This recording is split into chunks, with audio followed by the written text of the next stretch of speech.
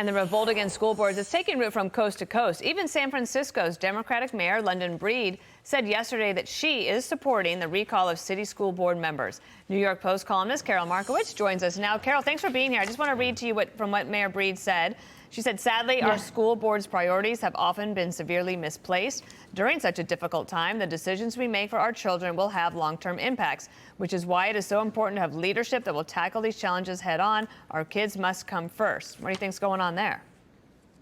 Yeah, you know, the Democrats have spent a week calling parents racist who had any problems with their schools. And, you know, the problems with the schools extend far beyond just CRT. I think the Loudoun County issue has almost nothing to do with CRT. Like, sure, they're concerned about CRT practices in their schools, but it was about a covered up sexual assault.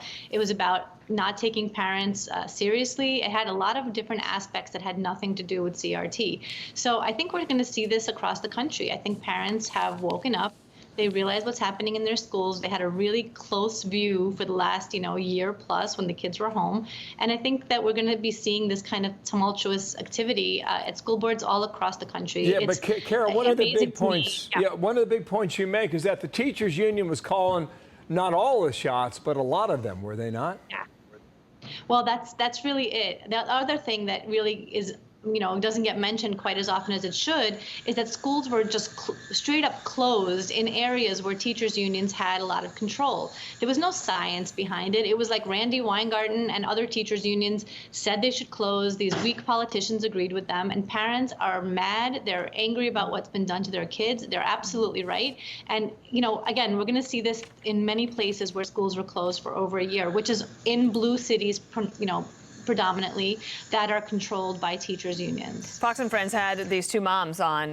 They're Moms for Liberty co-founders talking about the overall issue. Watch them here.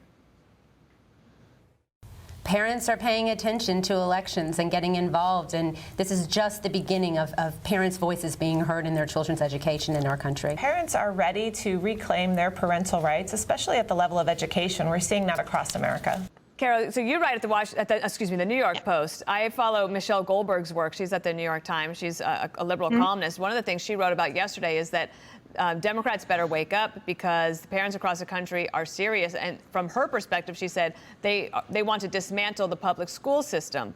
But I think that the reverberations, not just from Virginia, but all across the country, there are these school boards where you had people running for the first time in their lives, throwing their hat in the ring to get in the arena. Yeah. Again, so she's not wrong, because I think that a lot of parents who saw schools close needlessly for over a year are ready to dismantle the system. I mean, if you look at like Gavin Newsom, we were talking about earlier, his kids are in private schools that opened, whereas other schools in California didn't. Terry McAuliffe's kids, they're in private schools, yet he pushes, for the public school system to be the only one available to parents who can't afford otherwise.